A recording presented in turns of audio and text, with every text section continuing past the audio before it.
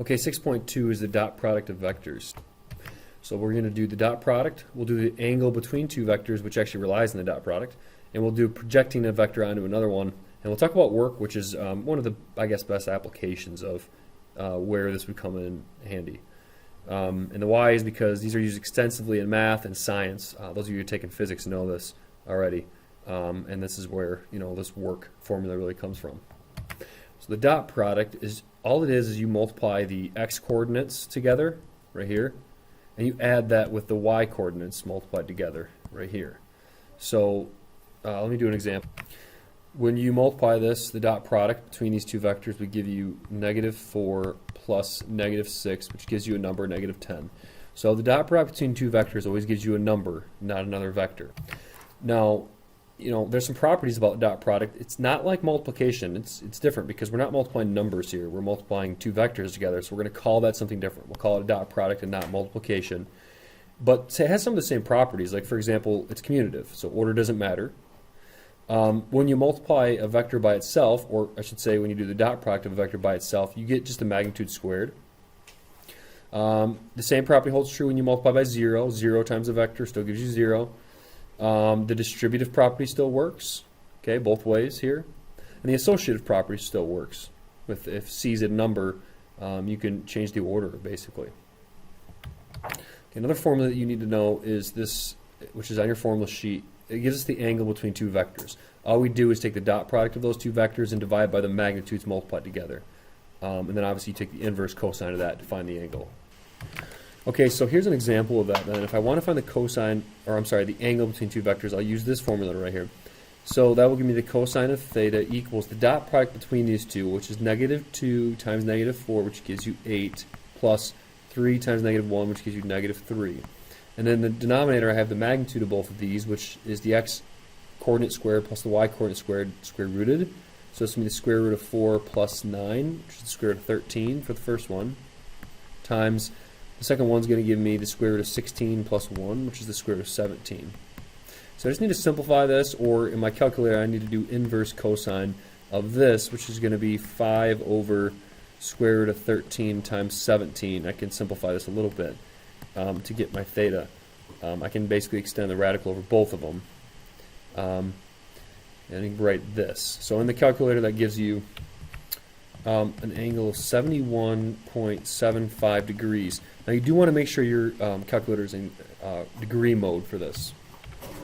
You might see this term orthogonal vectors show up as well. Orthogonal vectors are orthogonal, or all that means is perpendicular.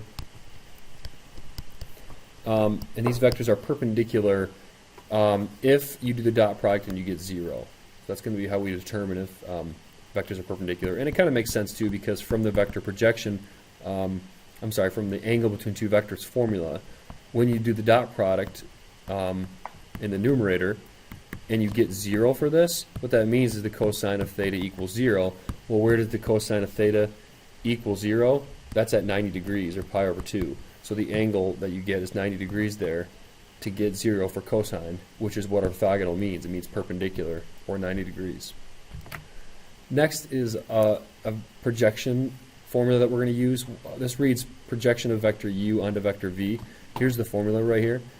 We're going to use this to determine, for example, like if we have a vector that goes off in this direction, like how much of that vector is going along the x-axis, for example. That's the projection of vector u onto vector v right there. All right, so I'm going to just come up with an example then real quick just to show you this. So let's say I have this vector over here, which I'll say this is the vector 4, 1. And let's say I have this other vector up here, which let's say this is vector 1, 3. I'll call this vector u right here, and I'll call the other vector vector v. And then I'm going to find the projection of u onto v. So it should be this vector right here, because the projection of u onto v, basically, it's like the shadow. If you were to shine a light straight above, it's like the shadow that would be on the other vector, so to speak. Or if you were to break vector u up into two components, these black ones, it would be the component that goes along the other vector. That's a better way to put it. So I'm going to use this formula right here. I'm going to do the dot product between these two. The dot product gives me 4 plus 3 in the numerator divided by the magnitude of v squared. So the magnitude of v would be the square root of 16 plus 1, so the square root of 17. And that's going to be squared, so that's just going to be 17. And then I'm going to multiply that by vector v, which vector v is the vector 4, 1. So I end up getting, this is going to be 7 over 17. I know this doesn't always work out super nice as far as a decimal goes, but my answer then becomes 28 over 17, comma 7 over 17. That's this vector right here. That is the vector projection of u onto v. That's my answer. Okay, this is going to come in handy when we do work. Now, we'll talk about this in the homework because I have put some problems in there. This is supposed to just be a vector symbol. I'm not sure what's wrong with the computer here. But when we find work, what's key is that, like, say we're pushing a box up an inclined plane. We're going to be pushing with an angle, with a force, for example. Let's say we're pushing straight horizontal like we do in the homework. The key is that if we calculate work, we do force times distance for that. It's a really easy formula. But the problem is the force that we used has to be the force along the same direction of motion. So if we're moving in this direction here, the force we use has to be the component of force that goes in the same exact direction. So we're going to have to use vector projection for that.